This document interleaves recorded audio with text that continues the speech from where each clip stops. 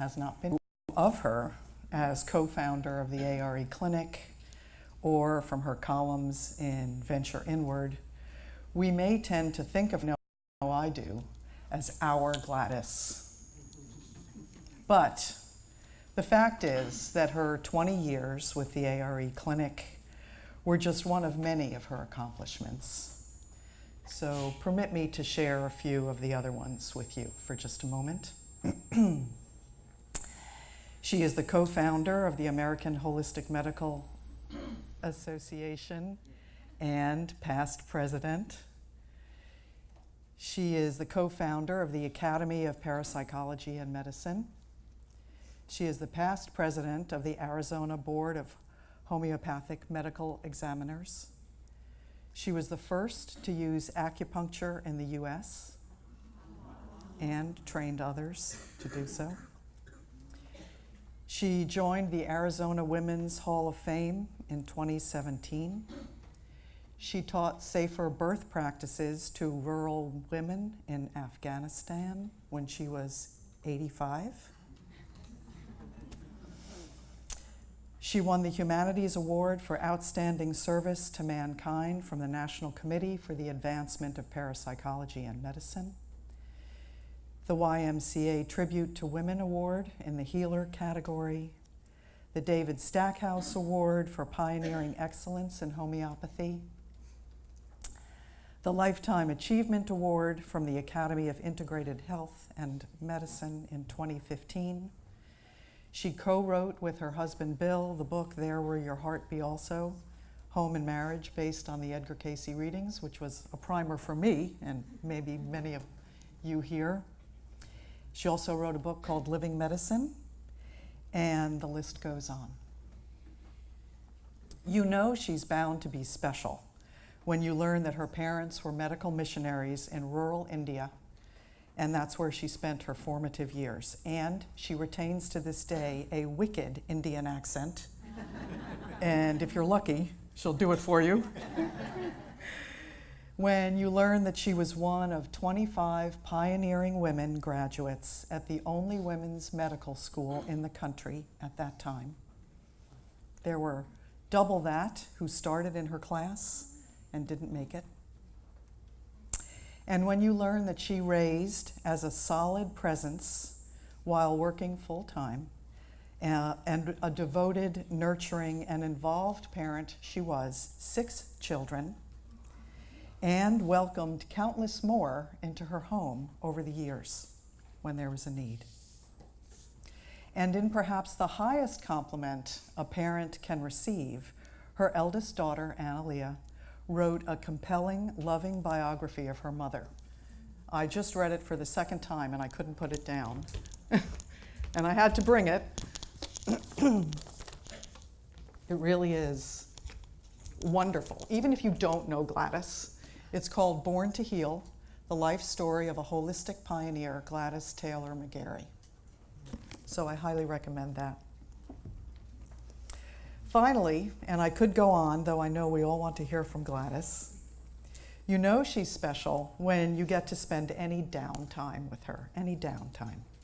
She chats and she laughs often and easily as more of the stories that you hear from the podium or the pen flow from her spontaneously. And all the while she's knitting or she's sewing, she's creating another beautiful product for some lucky soul. She's as down to earth as she is extraordinary. And I'd like to give you 2 brief examples. Many years ago, she and her husband joined us for a rare beach getaway. I don't even know if you remember this. Probably doesn't. After pretty relentless prodding from me, she literally let down her hair, which was a rare occurrence, apparently. And yes, folks, I can say that it comes down past her waist, and it has for how many years? Probably forever. Who knows, she probably never cut it. On that same weekend, Gladys and I were on the beach together, and I was quietly thrilled to see this ultra-busy woman laying in the sand, closing her eyes slowly and falling asleep.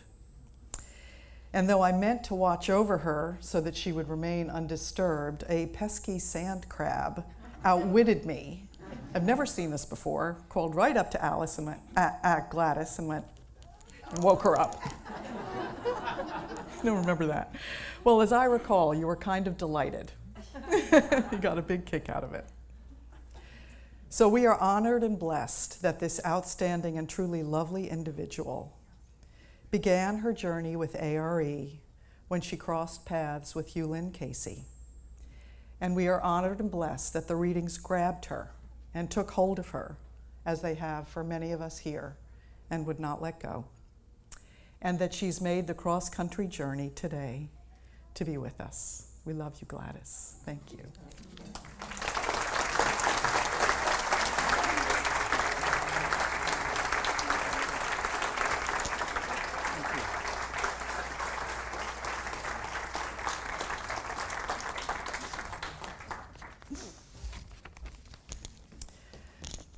So this is a conversation. Oh, what a joy. Here she is.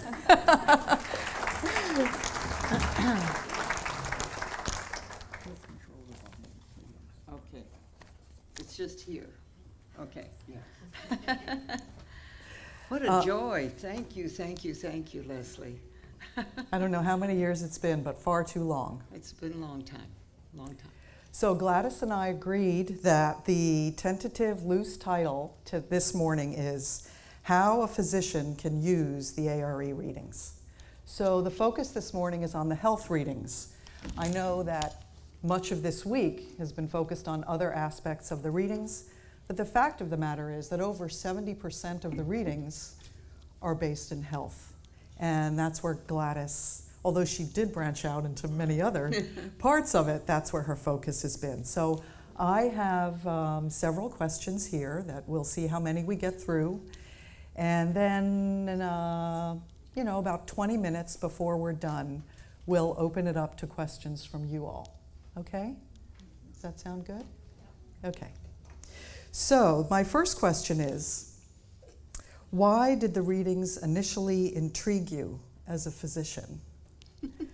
What sustained your interest over time? Well, actually it got started, and Hugh Lynn was the one who did this. We met Hugh Lynn in 1958, and he was doing a lecture, and Bill and I came up afterwards, and got to meet him, and we spent hours then talking. But then Hugh Lynn left, and Bill and I were going on about our business, looking at the Cayce readings and looking at reading stuff, that we had not thought about before. And then Hugh Lynn comes back to Phoenix, and he says to us, "Why don't you guys do something about the physical readings?" And Bill and I said, "Hugh Lynn, your dad was psychic. We're not psychic. It just doesn't make any sense. These readings, they're wonderful and all of this, but medically, they don't make any sense." So Hugh Lynn left and came back the next year, and he says, "Why don't you guys do something with the physical readings?" And we said, "Hugh Lynn, your dad was psychic. We're not psychic. It doesn't make any sense." So this went on for a few years until finally we got it. Finally, Bill and I understood that Edgar Cayce wasn't talking about diseases. Edgar Cayce was talking about life, and he was talking about things that happened to people in their lives, and the diseases were just part of the whole process of life, and it had something to do with how the body functioned, and it had something to do with how the lymph system. Now, when I was in medical school, we weren't taught anything about the lymphatic system. I mean, because we worked with cadavers, and that by then the lymphatic system wasn't, So here we are trying to put that into context with what we know about medicine and so on, and then along comes castor oil. Now, I'm telling you, we did so much with castor oil that my kids say they're going to put on my tombstone, "Here she lies in spite of castor oil." But when we finally got it, that what was happening with the castor oil was that it was opening up the lymphatic system, and allowing the cleansing to happen within the body, we began to understand what Cayce was talking about.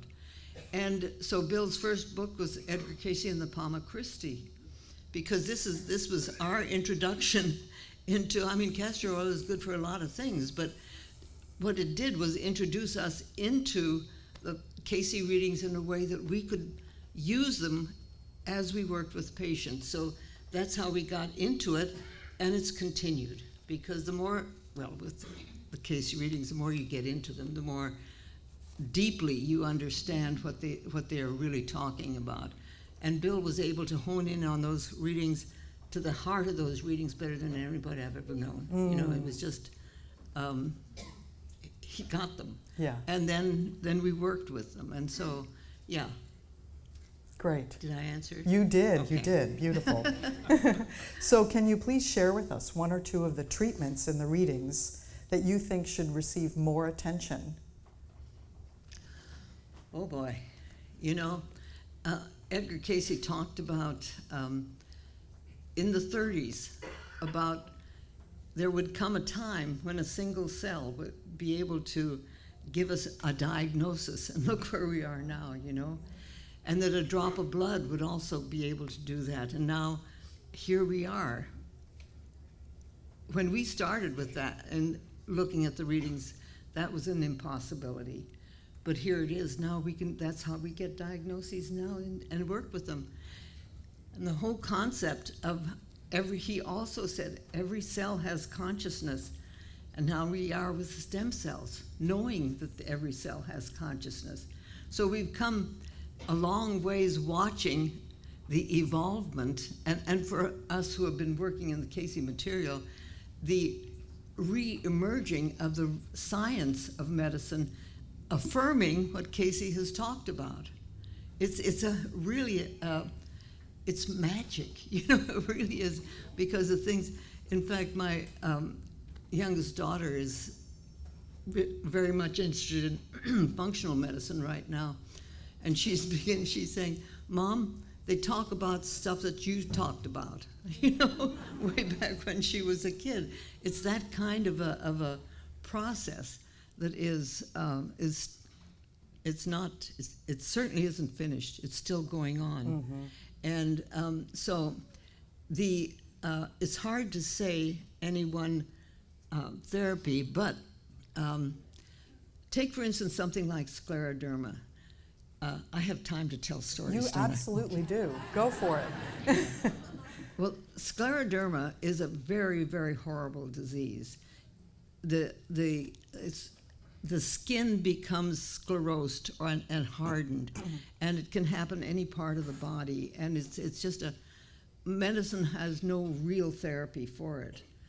And so it was about, I don't know, in the 70s, sometime when Bill McGarey and my son Bob came back here to Virginia Beach and spent the summer going through the readings and finding different things that were happening that we could be able to use. And we got the physician reference program started and so on. During that time, I was back in Phoenix and working at the A.R.E. clinic, and a woman came in who had scleroderma, and she was the wife of a pilot at Luke Air Force Base. And she was a secretary, but the scleroderma had affected her so much that she couldn't use her hands, and for 2 years she had not been able to swallow anything solid, so it was really progressing fast. And I can tell you when this was. It was 1988, because we had our first medical symposium at that time. So anyway, she came in, and I had never had a patient with scleroderma, so I called Bill and I said, "You better look up the scleroderma readings fast, because we need some information on that." So when he came back, we started her. This would have been in August of that year. We started her on the castor oil packs and the diet, and ultimately on the wet cell and so on. But by the time we had our first medical symposium, which was in '68, and there were just 20 of us at that symposium. But we had her come up and be one of the people who we presented, because by Thanksgiving, after she'd been using these therapies just for the period of several months, she was able to eat her first solid meal.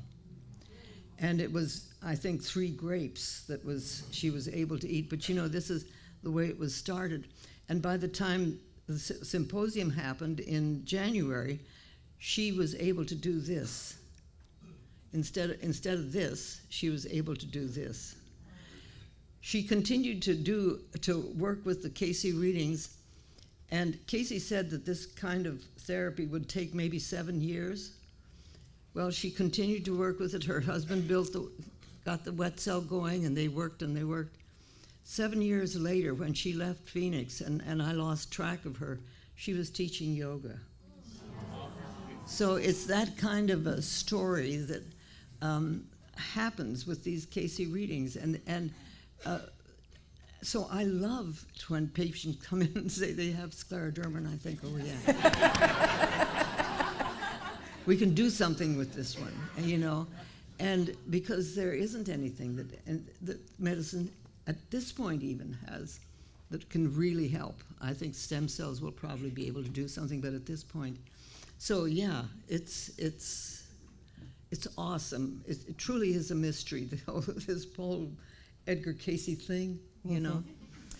You know, the point that treatment took 7 years, I think, is one that should be emphasized, because absolutely. in the Cayce readings, as you all know, it's slow and steady wins the race, right? In every way, whether we're talking about mentally, physically, or spiritually.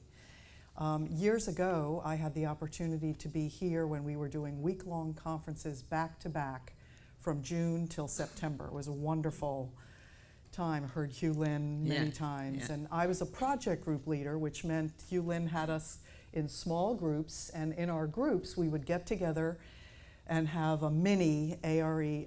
Cayce lifestyle kind of thing, where we would have breakfast together and talk about our dreams, and we would have separate meditation times.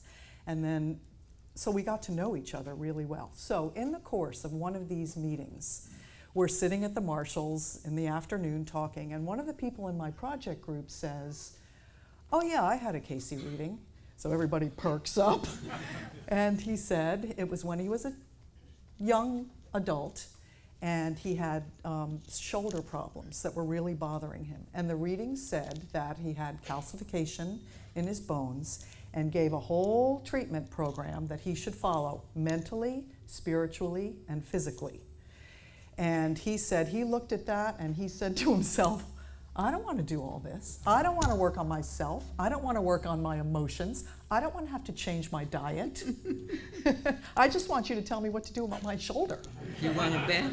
And so he put it away, and he did not look at it for 20 years. And then he's telling us around the table, he's older, he still has shoulder problems. He finds the reading in some random place and says, maybe I should take another look at this. And so he does, and at that point, whatever, he's retired, his life situation's changed, he decides, okay, I'm going to give it a try. And then, a long time afterwards, he does everything that was in the reading, and his shoulder was resolved. The problem in his shoulder was resolved. And that made a huge impression on me, because I think that medicine is coming around with body, mind, and spirit, where it's not just Edgar Cayce who is saying this, and yet still, having been a medical social worker, I know that people don't want to swallow all those pills, those ephemeral pills, right? Yeah, that's right. It's hard. It's hard to be different. My kids, because, you know, they kind of did the things too that we were doing, and like my one daughter, my youngest daughter, says she had a hard life. She said other kids had Twinkies in their lunch boxes, and she had whole wheat Fig Newtons, you know, and she couldn't trade with anybody.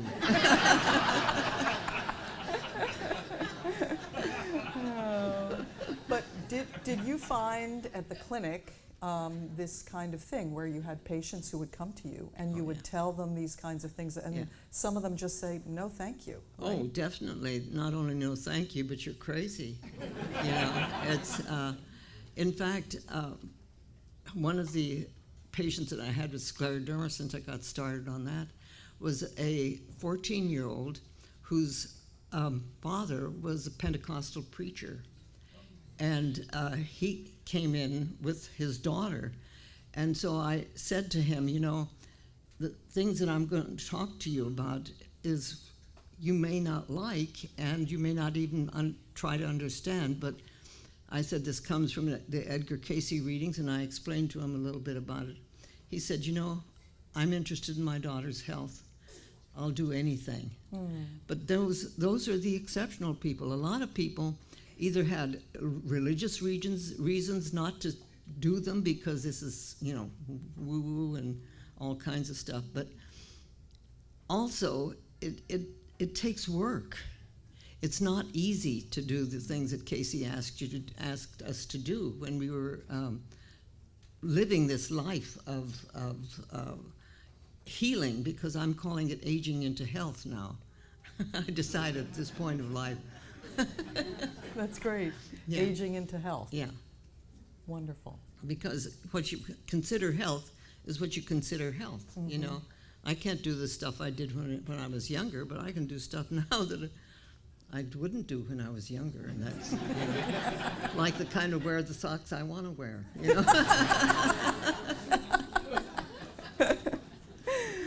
So when you were at the clinic, you had medical students and interns and people that you were training. Did you find in them because one of the things that we hear often still is that the language of the readings is so hard to navigate. So how did you deal with that with your people that you were training who wanted? Well, because they're hard to understand doesn't mean that you're not able to understand them. And what I have said to people is it's what we're really doing with the Edgar Cayce readings is taking fourth and fifth dimensional concepts and trying to translate them into the language that we can understand. So of course they're convoluted, because the kinds of things that are these in-depth concepts aren't easy to put into words that we can understand. And so once a person gets that perspective on what it is that you're reading, you gather out of the readings anything that you can use.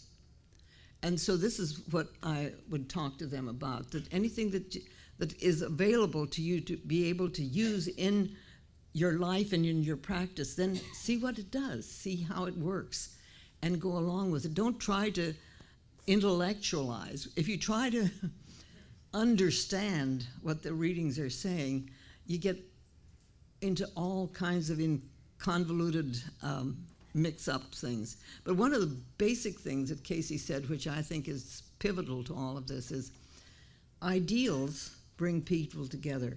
Ideas separate them. And when you think about all the denominations and all of the religious things around the world, religious concepts, basically they have the same ideal.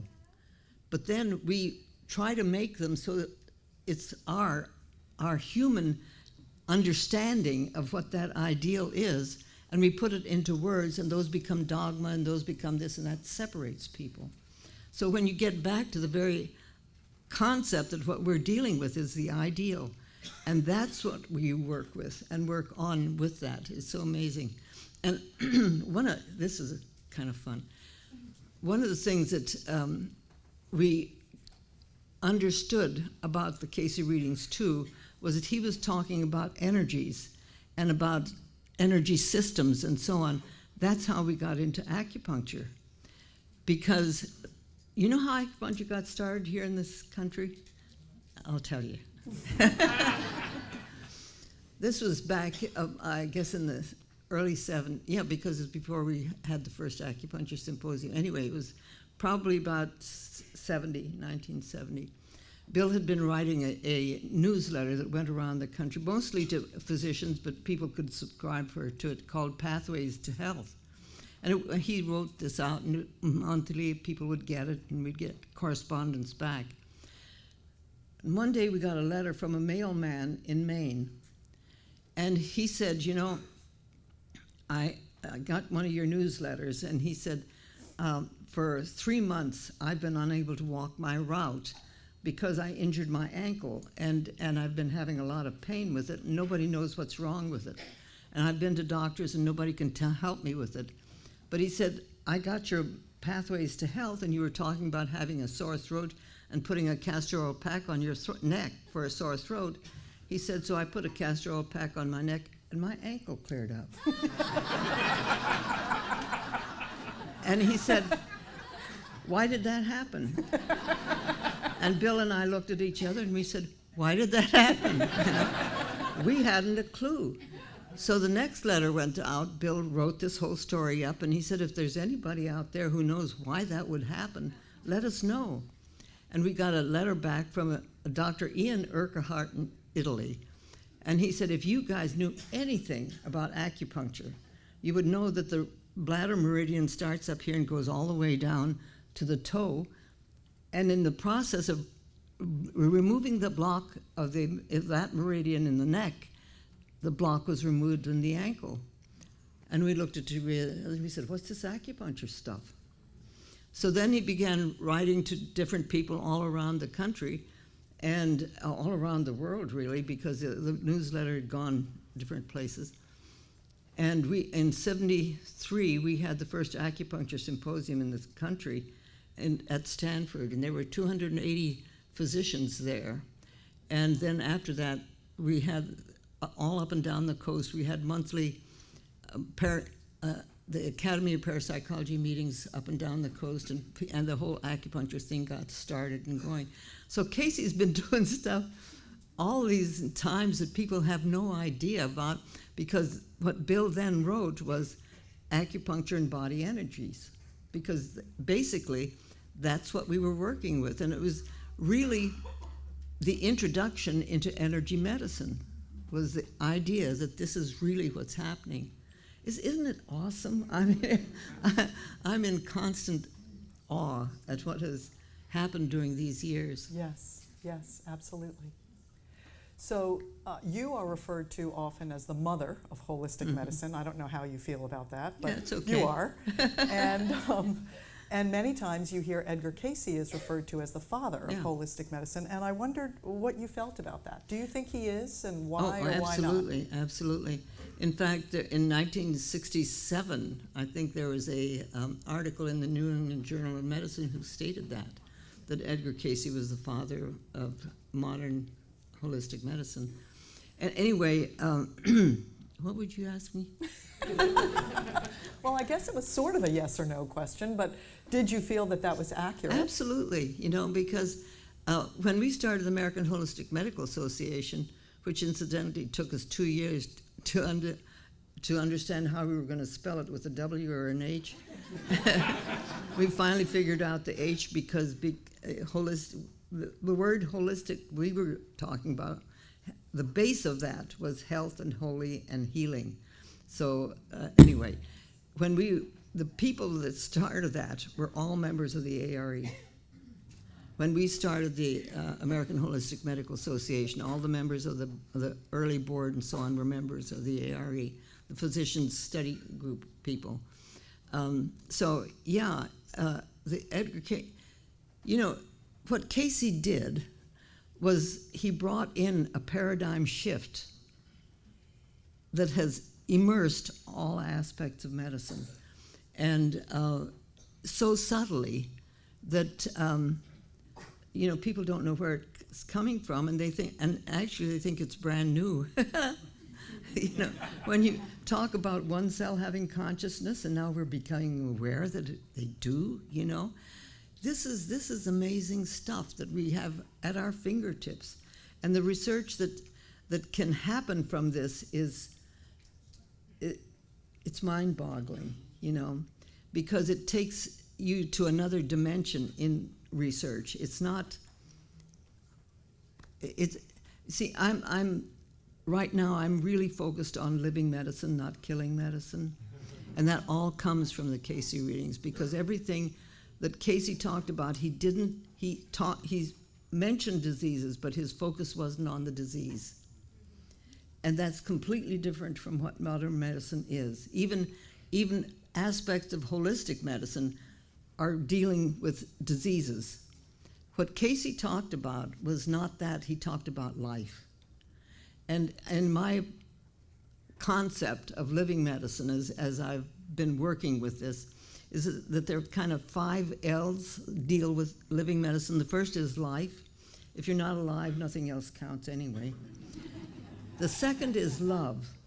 Life and love are they are the aspects, energy aspects that get us into this dimension, and they're what basically causes all healing. You can kind of cure a disease, but without love, you don't heal the disease. You don't heal the person, because you don't heal a disease anyway. All of medicine is trying to get rid of the diseases. It's not trying to heal them, because the disease doesn't need to be healed. The person needs to be healed. So that, and the third is laughter. You got to put some juice in it, otherwise it dries up. You can't. The fourth is labor. That's where the 7 years come in. You have to be able to work at it. You can't just think, yeah, I like that, and then walk off. It doesn't work that, or take a pill. It doesn't work that way. You work at it. And the fifth is listening. We have to be able to listen to ourselves and to each other and to the world and to the things that you can't hear with ears that you aren't tuned to hearing things. So the concept of living medicine is the paradigm shift that I feel emerges from the Cayce readings. And this is what I'm really looking for in the future of medicine. I think that until we get a paradigm shift in medicine, from killing medicine to living medicine, you can do everything that you can do about money and research and everything else. It's not going to really get any place until you get the foundation of what we're really working with, which is life and love. And you get back down to that, and it's all about the Cayce readings.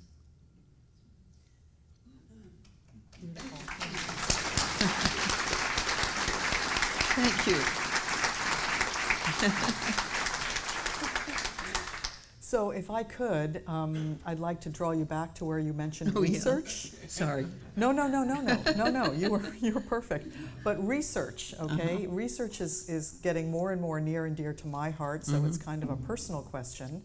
I think that of the Cayce readings, we've just barely scratched the surface, right? Absolutely. Of that potential. And I wonder if you could just share with us more about how you think A.R.E. in particular, or people, physicians, healthcare professionals, how could we dig deeper?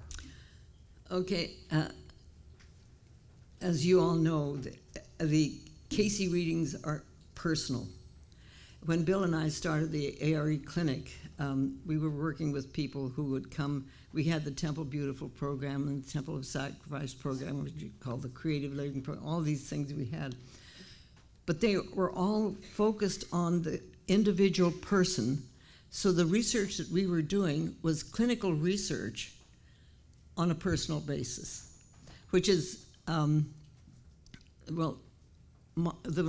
there are aspects of medicine now that are beginning to talk about personalized medicine, which is wonderful. It's beginning to bring it back down to that. But the research the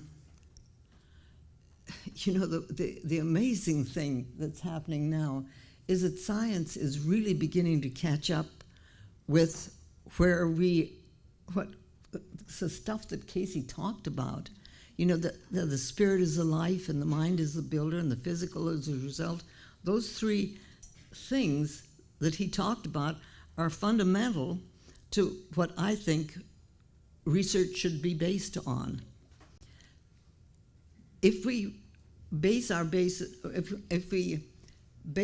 research on those 3 basic concepts or principles, I don't know just what they are. They are what they are.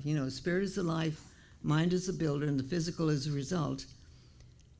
That opens up a whole world of research that we now have instrumentation and scientific things that can begin to track this kind of thing.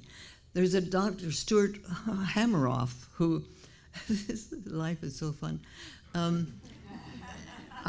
I just found out, I heard on YouTube that he was from the U of A in Arizona recently, and he was talking about consciousness and the research that he was doing on consciousness. And I thought, this guy sounds familiar to me. I mean, who is he? So then I thought back, and sure enough, he had done a presentation in one of the last symposium that we had done.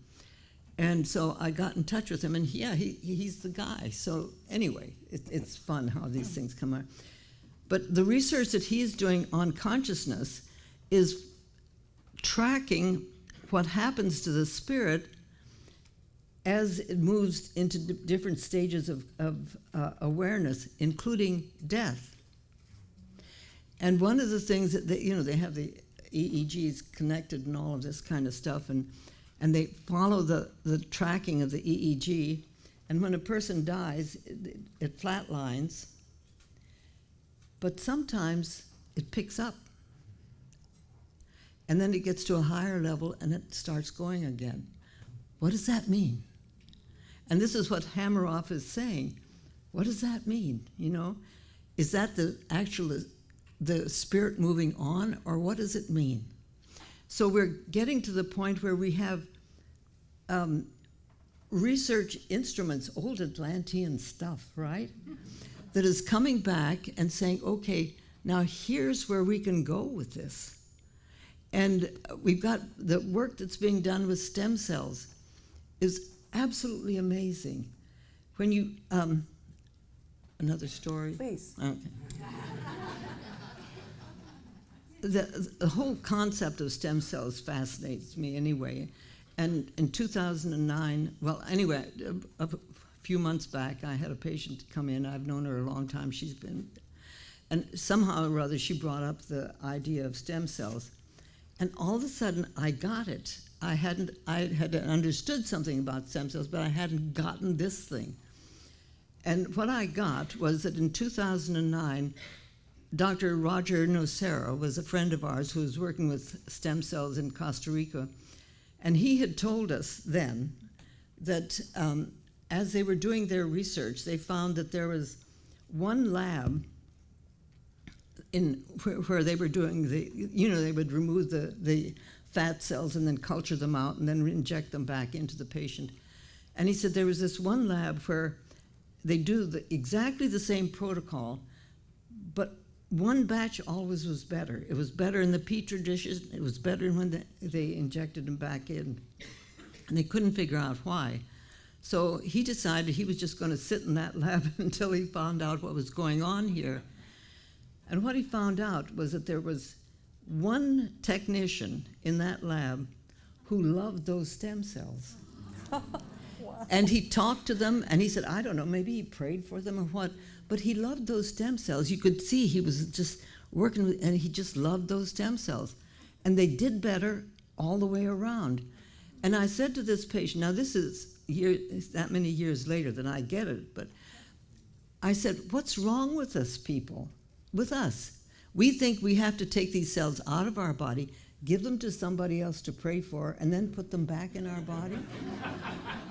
Can't we get what Cayce talked about, that these cells are alive and they know what they're doing, and we can work with them right inside our own body? Now, I've had several people who when they heard that, got it. One of them was a woman who was having trouble with her knees, and she was going to have surgery, but she wanted to do this trek in Spain, the 17-mile thing, And she didn't know how she was going to do that, but she heard what I had said, and she began paying attention to her knees and talking to her stem cells. She was able to do the trek.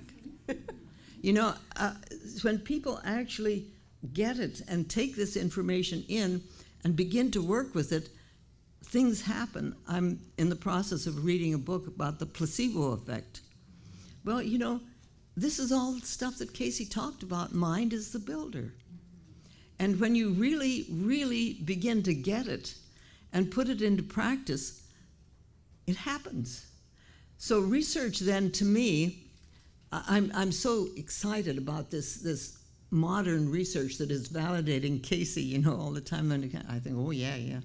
So it's that kind of thing that is being brought to our awareness so that our conscious minds can actually begin to accept it.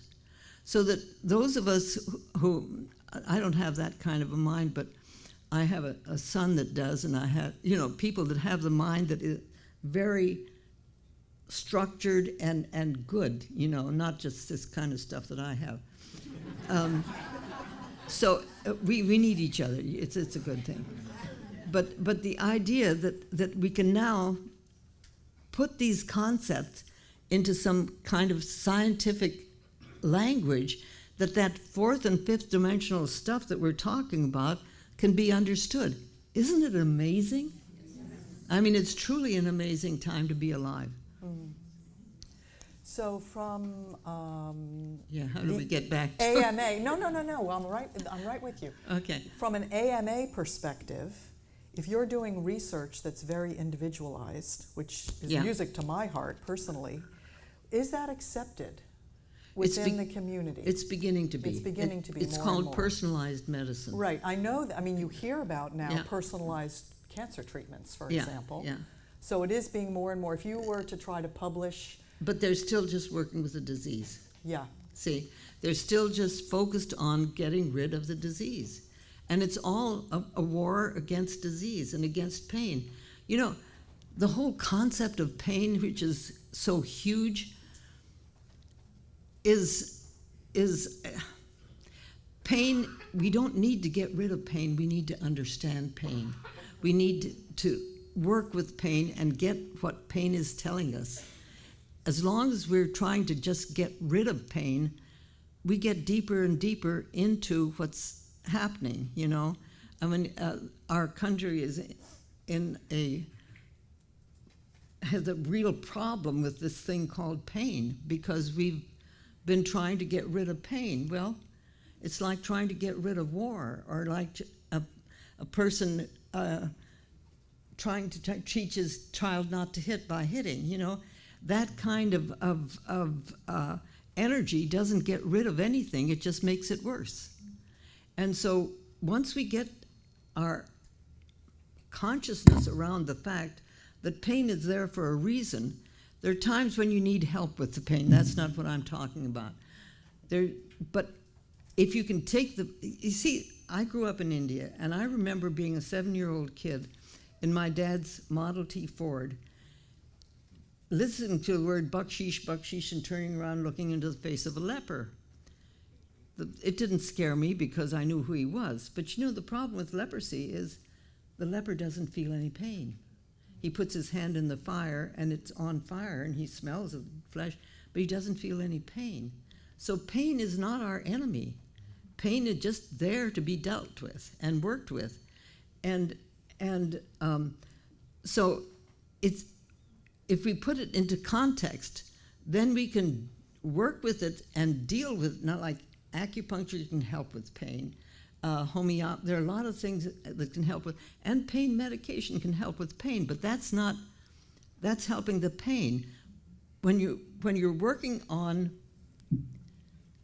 dealing with the life force of the person themselves, then pain is part of the process. It's not the primary focus.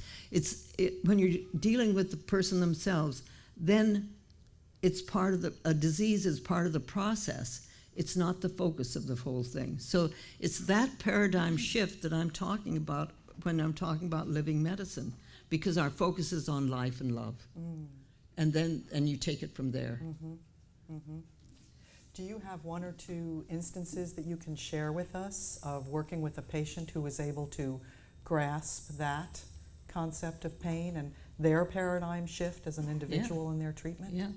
I have a friend, she's one of my study group people, who years ago had a ruptured esophagus.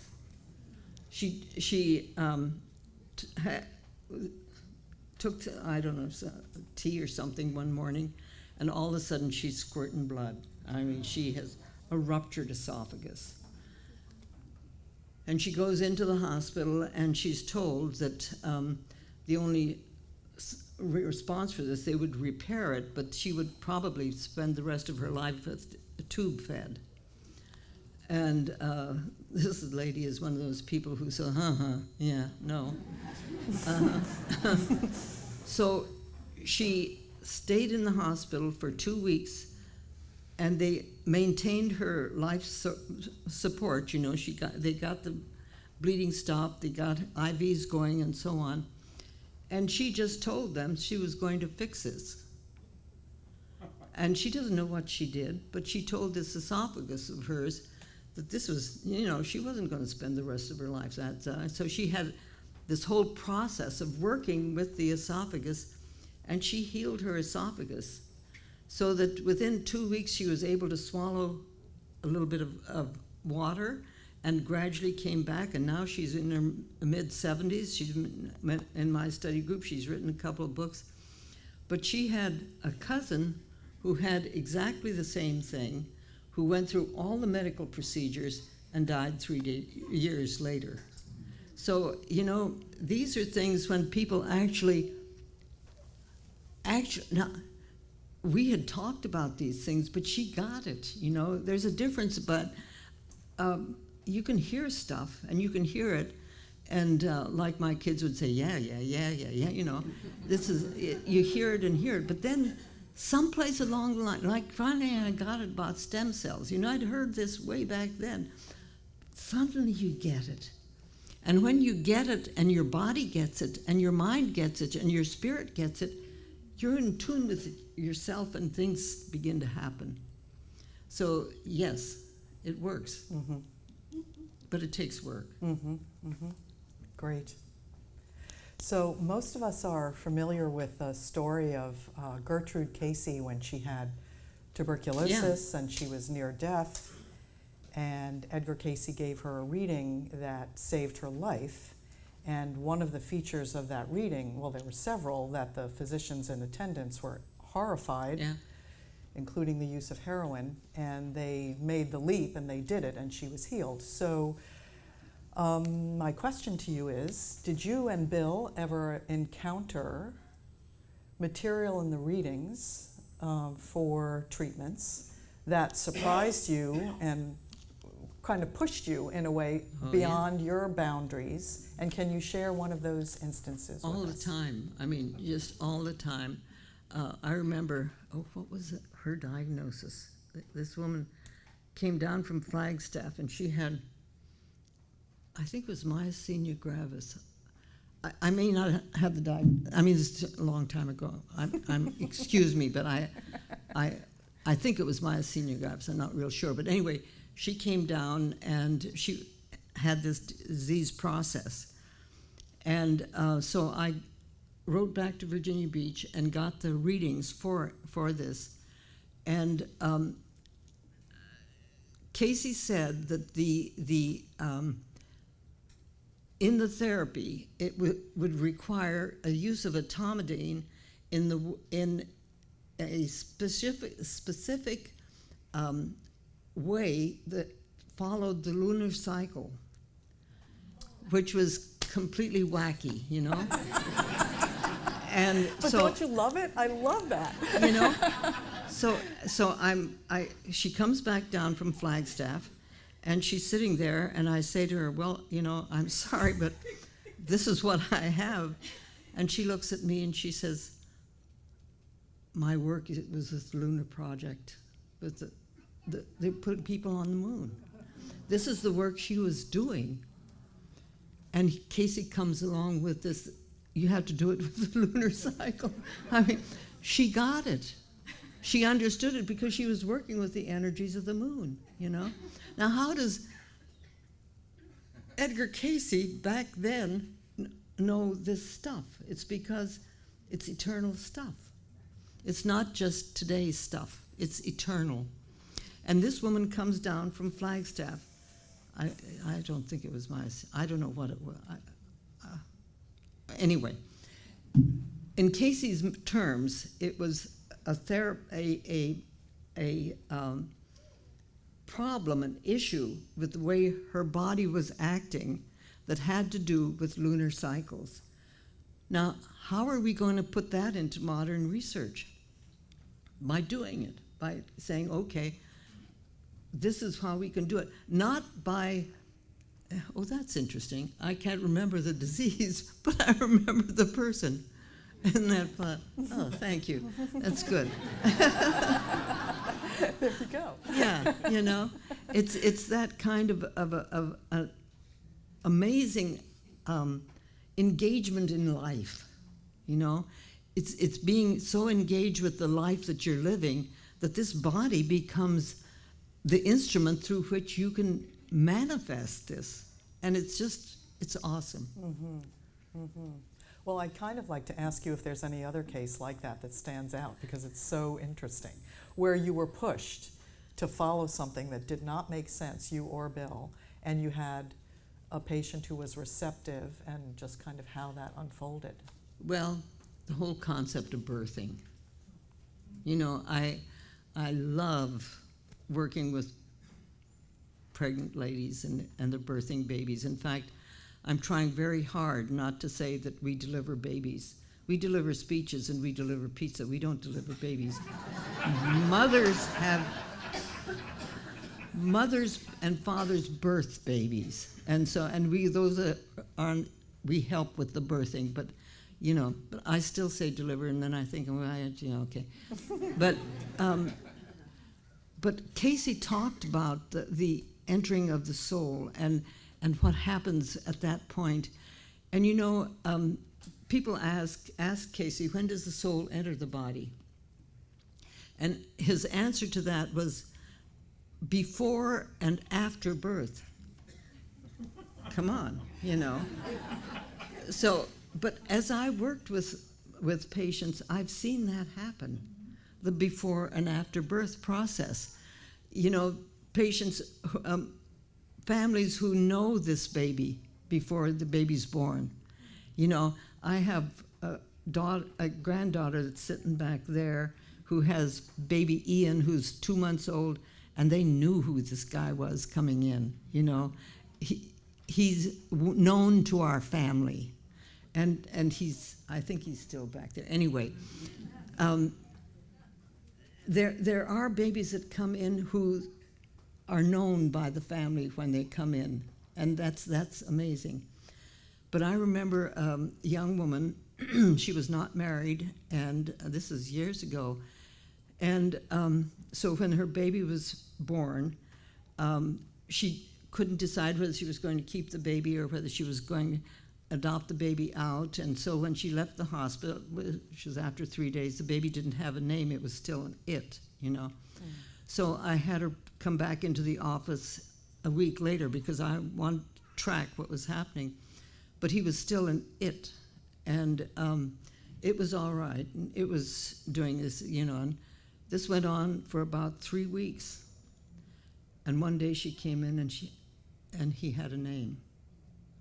And at that point, you could see, prior to that, you know, when a person's in a coma, when the soul isn't there and you don't see the soul, the light of the soul, the baby or the person is alive, but they're not really alive. The life force isn't there. When she decided she was going to keep the baby, she accepted the baby, gave him a name, and the soul entered. That when she brought him in that day, he was there. So these are the things that make life real to me, you know, as you watch time after time, and the things that really happen in people's lives. Something that I forgot to share with you when I was reading the list of Gladys's accomplishments is that she instituted fathers in the delivery rooms, right? Took 12 years. Yeah. Yeah. Uh-huh. And so important when you know this is what's really going on. Mm-hmm. Of course you need to have the fathers right there. Yeah. But that was a huge barrier. Oh, it was For huge. years and years, it was like, bye-bye, Dad, shut the door, and it's the women who brought in the babies. Yeah. Yeah, wonderful. Wonderful. Well, do you have suggestions for us here at the A.R.E. on how we could work with the health readings more, highlight them more, encourage healthcare professionals to take a closer look, to dig deeper, anything along those lines? I sure do. I think that if you get a reading, if you have a particular disease process or something, you get a reading on that. Take it and use it, but see how it fits into your life at this point. Don't get discouraged by the convoluted way in which it's being presented. Take what you can take out of it. I mean, it may be just one concept out of that reading that you can work with, but take it and use it and see what it leads you to and see where it goes with that. But begin working with them, whether it's just the use of the castor oil pack or the fact that castor oil has been called the Palma Christi, and that when you put the castor oil pack on your solar plexus, which is the mind of the body, you're putting the palm of Christ on the solar plexus. So it's not just the lymphatic system. You're taking that life energy and bringing it into yourself so that it will do what, or you put it on your ankle, or you're bringing it into that. It's that awareness that you're in charge of what you're doing with this material, and that it's there for you to use any way that you can. And sometimes like we were so set on what we could understand. We took Hulin, I think, 3-4 years before we actually got it, that we could actually use this. Give yourself time with them. Give yourself awareness, and then talk about it. Don't be afraid to talk about it. Because I've had more people cross their eyes and toss their heads and say things about witch people, and than you can imagine. But it's people will hear it, and they'll hear what they can hear. And then if you have a position where you are able to really work with people who have research facilities or even a research mind, which Bill had that, but I don't. It's that kind of a research mind that says, this is how we do this. We can do procedures, and we can do these things. Let's do them. Just for instance, one thing, this has nothing to, Casey didn't talk about this, but this whole business about putting guns in the classroom just bothers me, And one of our study group people, a few weeks back, said, why don't we put guard dogs in the classroom instead of guns? Now, she's a person who was a school teacher, and one year she had a dog in her class, and she said it was the best year I had. I never had any problems with kids as long as I had that dog. She said a kid would come in with some emotional problem, and the dog would just seem to know and sidle up next to them. And said, she said that dog did more therapy in that class than anything. But besides that, as we got to thinking about it in our study group, it would start a whole new profession, because you'd have to have somebody to train the dogs. You'd have to have the teachers learn how to work with dogs. You'd have to have the schools. The whole thing would start a whole new profession of guard dogs in classrooms so that you don't have to have guns. I mean, come on, folks. Isn't that wonderful? Yeah. Don't you love it? Yes, totally. There are very few macho guys who would come up against a guard dog, And the guard dog isn't going to hurt a kid. I mean, they'll be trained and they're not even going to hurt the teacher, Mm-hmm. So I just think it's a brilliant idea. So that came out of Susan Kramer's mouth in my study group. And now we can all disperse it and Yeah, all take yeah. it and try to run with it. It's a great idea. See what happens. So when we were talking about it in study groups, so somebody said, so, all right, that's a good idea, but how are you going to do it? I said, let's start talking about it. Let's start talking about it and see how other people think about it. Everybody won't get it, and people will have all the reasons why not, but that just gives you reasons to say why, you know. So It's great, great. Okay, folks, so I think we will take a little time now and open this up for you all. We have some people with microphones who will come to you as you raise your hands, I hope. Here's one. Okay, great. When you have the mic, please stand up so we can see you as well as hear you. and tell us who you are. Yeah. Good morning, and thank you so much for being here, Dr. Gladys. I still watch soap operas, and of course, during the commercial break, I've seen more and more and more vaccines. Now there's a whooping cough coming out, and I feel like it's so fear-based, and my family and my friends criticize me sometimes for not getting the flu shot. And I don't want to do something, introduce those toxins in my body. Would you comment on any validity for the use of vaccines? Thank you. Thank you. Absolutely. I'll marry in.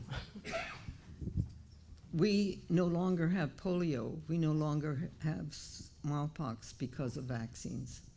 I mean, these are vaccines, when used well, are therapeutic tools that I think are fine to use as you have to. Now, when I have gone to India at different times, I've had to be vaccinated against cholera.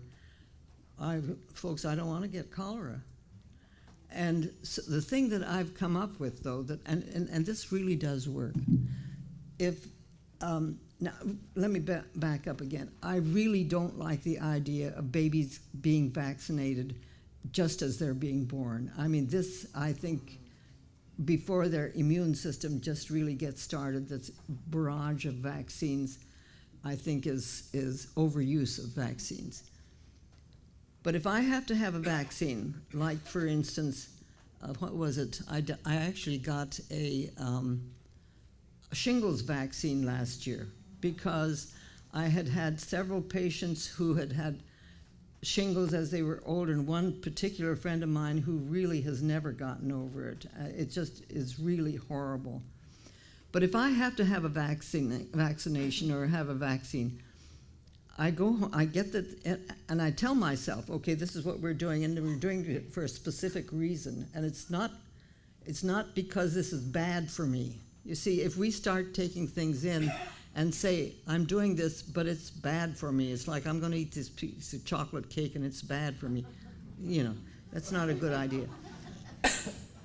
But if we take it in and say, I'm doing this for a specific reason, and then go home and take a hot Epsom salts bath until you sweat, you can get rid of a lot of toxins that might be with that, and during that time, claim what it is that's doing the healing or that's going to do the protection, and let it be what it could do, instead of feeling like this is horrible and what I've done to myself is really bad, and then your poor body's saying, oi, you know.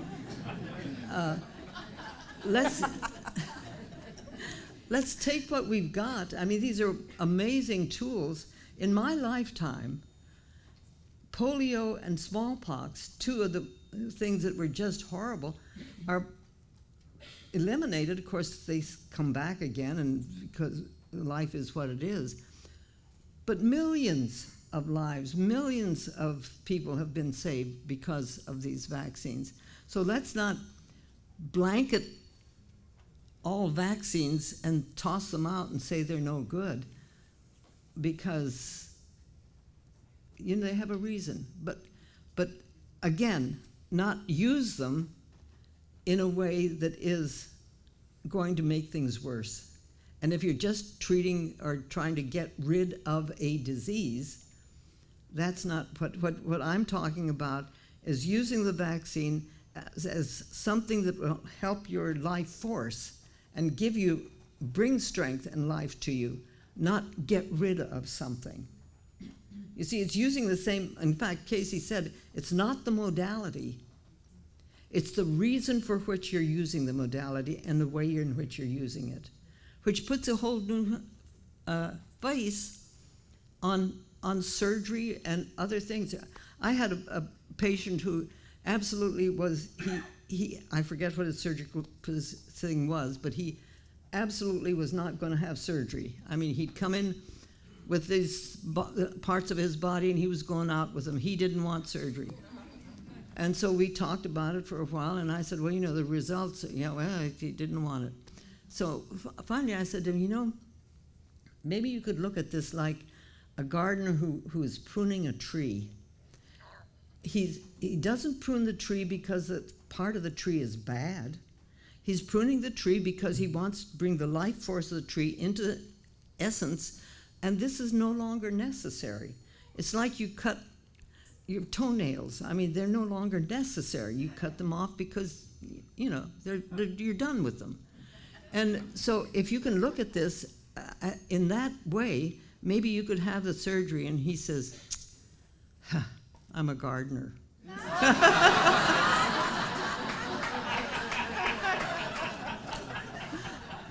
So, it's why we're doing it. And it changes. So you don't, there are things that, and another thing about that, sometimes there's something that is good for one person it is not good for the other person. So when you're treating a disease and you give the medication for the two people, it's going to work for this one, but it's not going to work with that. And then you think the medication isn't working. Well, it isn't, because it didn't work for you. It did work for you. It's that kind of awareness of what's going on. Great, thank you. Yes. Do you have any recommendation besides castor oil packs for my father, who's a lifelong research physiologist and has his third spinal stenosis, but he's in really terrible pain and none of the doctor's techniques are doing anything for him? So I thought I'd bring castor oil packs, but is there anything else you would suggest? Well, castor oil packs, of course, will take the lymphatics down and clear it out. Has he tried acupuncture? No. Thank you.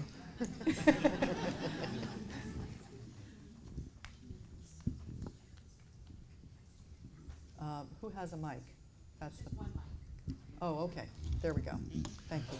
Dr. McGarey, my name is Ed. Is there an Edgar Cayce approach to scoliosis? Scoliosis, osteopathy. Did you say scoliosis? Yeah. Osteopathy. A good osteopath can work with scoliosis in ways that medicine has, allopathic medicine has trouble working with. You can put the bars in, do all kinds of things, in which are good for whatever, but a good osteopath who knows how the body works and can do adjustments and so on can do wonderful things. And it depends on when you start working with scoliosis. If it's a child who has scoliosis and you get a good osteopath working with that child, they can do wonderful things. Thank you. You're welcome. May I just, little clarification. I know now that many osteopaths don't do the body work anymore, but you're speaking specifically of osteopaths who are still Yes, yeah. doing the body work. Yeah. Okay, Yeah. great. We have time for a few more. I'm not sure where the mic is. If you have the mic, please stand up. Thank you. Hi, my name is Greg Lagana. Dr. McGarey, I don't know if you would remember this. You and I met in Scottsdale in 1979 at one of your Don't you remember symposia. At the time that the American Holistic Medical Association was just starting, and you said, "Oh my God, I can see that you're all kind of like full of fire about this," which was true.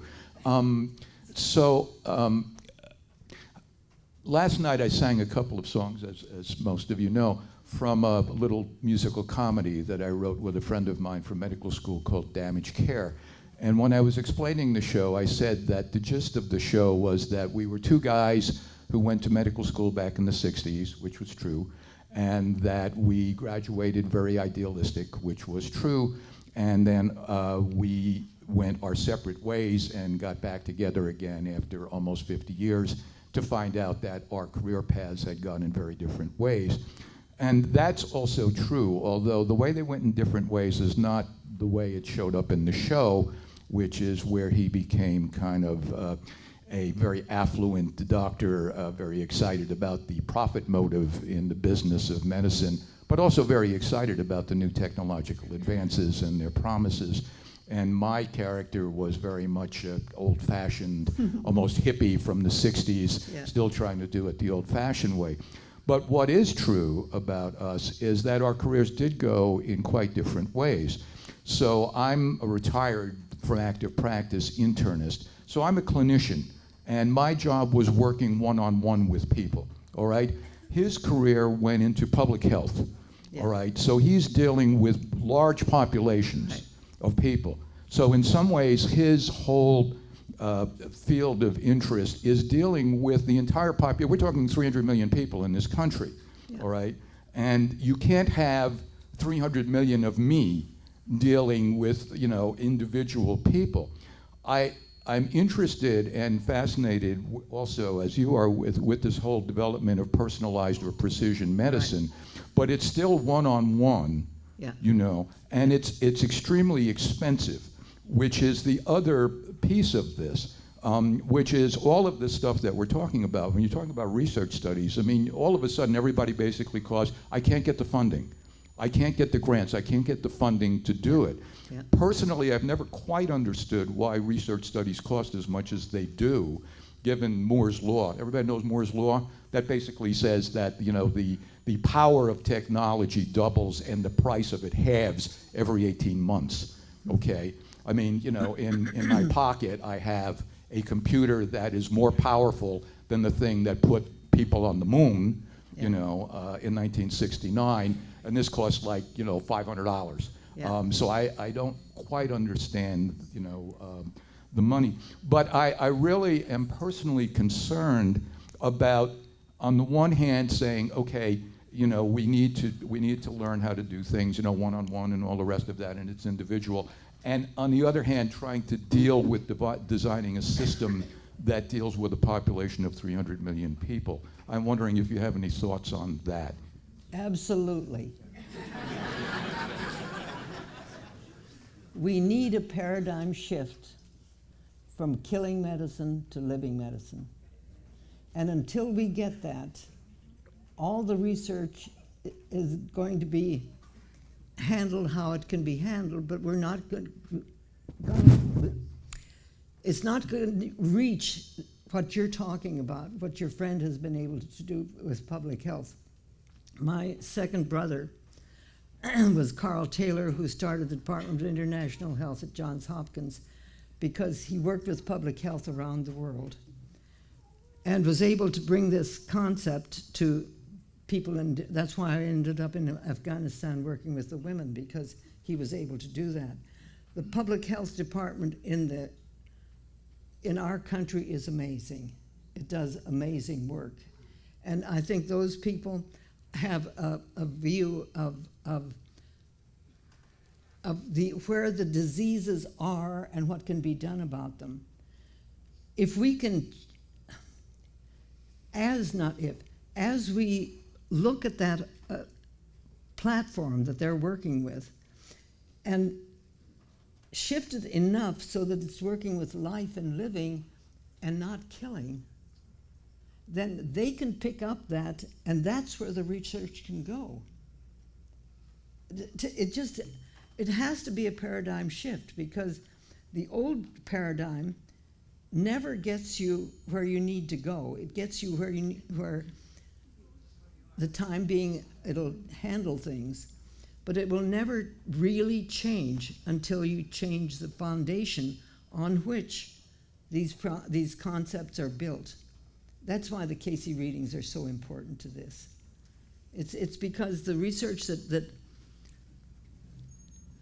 it's not just what I'm looking for, it's what the world is looking for. The research that the world is looking for is something that has solid ground on which you can build. We're in the process of working towards building a village of living medicine in Arizona. And it's takes a lot of work. It's going to, but we're going to do this thing, and we want to have a place in which these, like the A.R.E. has been doing all these years. There's always been the A.R.E. You could always come back to the A.R.E. It's sort of like the Christ has to become flesh and dwell among us. It has to become real on this dimension. Well, we need a place like that for living medicine, so the research that we're talking about can be global, but based individually.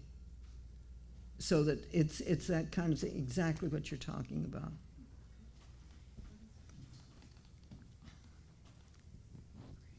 Hi. Hi. Can you hear me? Yeah. I'm Ann Jaffin from Silver Spring, Maryland, and I've used a number of the Cayce therapies with good, certainly from the objective point of view, very helpful to me in my life. I was always very interested in reincarnation and karma. Maybe part of it was that I had some inherited karma following me around in different things in my life. And living in the Washington area, I had access to Johns Hopkins and to NIH, and I did avail myself of those places, but they really didn't have anything for me. And I believe very much in the first do no harm. So my husband got very interested in the wet cell battery, and he made it for me for years. Would sit quietly, read, he'd give me the circular spinal massage afterwards, and I really feel that it helped me maintain my mobility, my freedom, this kind of thing. And so I'm very, very happy about that. Now, stem cells. I looked into stem cells for myself about 1.5 years ago, and they were available in the area.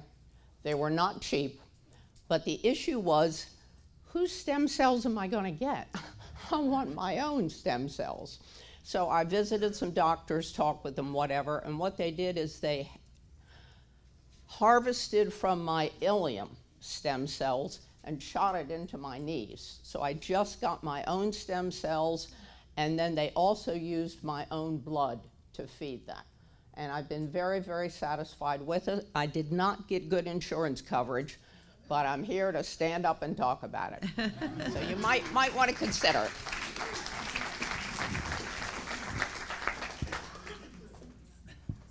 That's living medicine. Hi, I'm Doug Knieven, and I do holistic medicine on animals. And so I really love your idea of guard dogs in the classrooms as opposed to guns. But I was thinking maybe we should call them guardian dogs, like guardian angels. You got it. My question is, do you know, Cayce did a lot of innovative, had a lot of innovative concepts about medicine. Do you know if he originated the term dis-ease, or did he borrow that term? Do you know if that started from the readings? I don't know. I think no. I think I don't know. I don't know. But he certainly used it. He I don't know where he may have gotten it from Jupiter.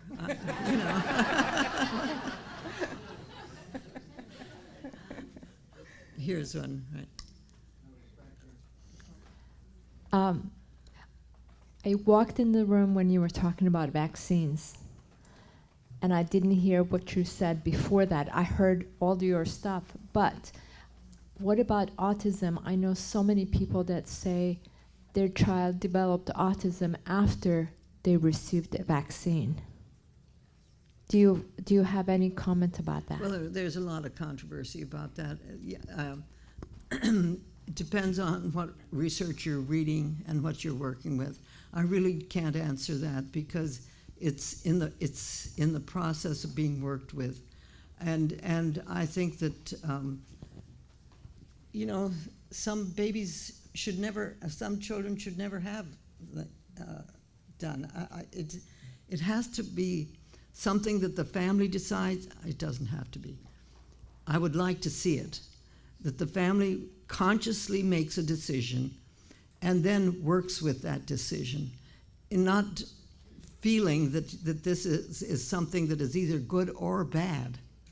If they're going to do it, then do it and embrace it and work with it and have it do what it needs to do, because thoughts are things. Amen, sister. Hi, Dr. Gladys. I'm on this side. Pat Belisle over here. Hey. I was fortunate enough to be at Dr. Gladys's 90th birthday party where she jumped out of a cake down in Scottsdale, Arizona. I mean, she's just unbelievable, isn't she? You are unbelievable. So we want to know your personal secrets. What are the 2 or 3 things we can do in our own lives to be like you at your age? We really want to know. Talking about them the whole morning. I've been here all morning. I want to know. What she preaches. Well, yeah? I like to answer that. This is years ago, and my daughter Annalia, who wrote this book, was standing next to me, and somebody asked me that same question, and I was trying to come up with something that was cute and important, and I couldn't come up with anything, and she does this to me. She says, "Oh, Mom, you do so know." She says, "You dwell in gratitude." I said, "Okay."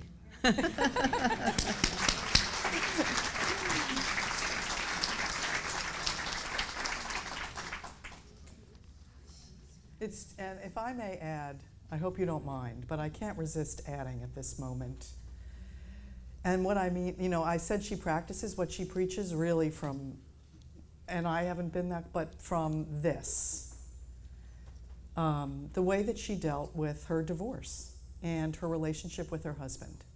So we can all talk about forgiveness and how important forgiveness is. And there's a big space between knowing it here and living it here.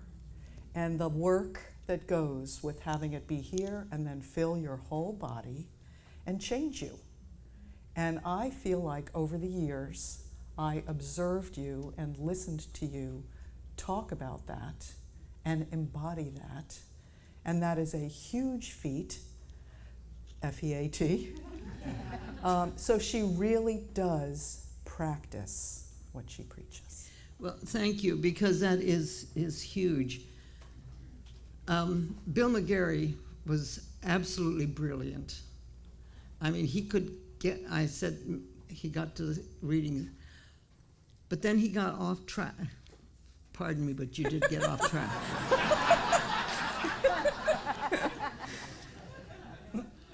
And for years, the pain was so difficult that I couldn't think about it or talk about it without feeling the pain. And then I woke up on December 20th, which was, would have been our 68th wedding anniversary. I woke up at 2 o'clock in the morning, and all of a sudden Bill was there with me. And we relived the wonderful things that we had done in our life together. I mean, it was like we climbed the pyramid and we had fun with Hugh Lynn and Sally and watching our kids. I mean, it wasn't just thinking about it.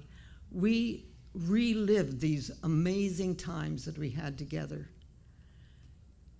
And so the rest of the night I was doing this, that in between sleep and so on.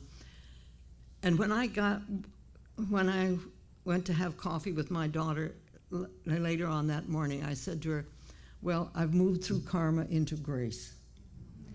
Because now I can talk about Bill, I can talk about the things that we do, I can even talk about the stuff that, that hurts so badly, but it doesn't hurt anymore. It's a scar that's there and I remember it, and it's all of that. But what I do remember is what I choose to remember, which is the grace that came out of our relationship together. Because we came to do a job here, and I'm still here to do that job. And he's still helping from the other side. He's not always on call, you know. I mean but the relationship is still there in a way that I never could have imagined. And it not only healed that for me, but for my kids. Because they were all adults when this happened. And for lots of people in the A.R.E. Because Bill and I were we were the go-to people for our family stuff. And when that happened, it was like, so what's good about this anyway, you know? And a lot of people were disillusioned and felt let down and so on. But I think having that kind of depth healing for me has been helpful for other people. Absolutely. Because until I got it, no one else could get it either, you know. It has to, again, come back to that. So thank you, Leslie. It's helpful. Thank you. There's one, but Hello, yeah, I think we have. and this lady has been trying for. Okay, so Gladys. I have the microphone. I want to thank you for telling that story, because I am one of the ones that was deeply affected by Dr. Bill McGarey's basically leaving, and it really affected me. So I thank you for telling us that story too. And I was kind of wondering if that night had you prayed for specific, or did it just come on its own? Did you pray for specific healing? She's asking if you prayed for healing with Bill That or did particular just come night? No, that well, I kind of live in prayer sort of stuff, and so I don't know that I specifically prayed for that, but I was praying for help with the pain that I was going through, you know, and it culminated at that point, and it would have been that anniversary, and it would have been this, you know, it came at that time, yeah. Thank you. That was not my original question. My original question was, you know, we've been talking at this conference about oneness. About and what? Oneness. Oneness. Mm-hmm. And different lectures have touched on it in different ways, and it's a very important concept. And I'm thinking that the living medicine will more likely come about if we work on our economics of health. And I'm going to put in another plug for expand and improve Medicare for all. It's a bill in Congress that we should have, and just look it up.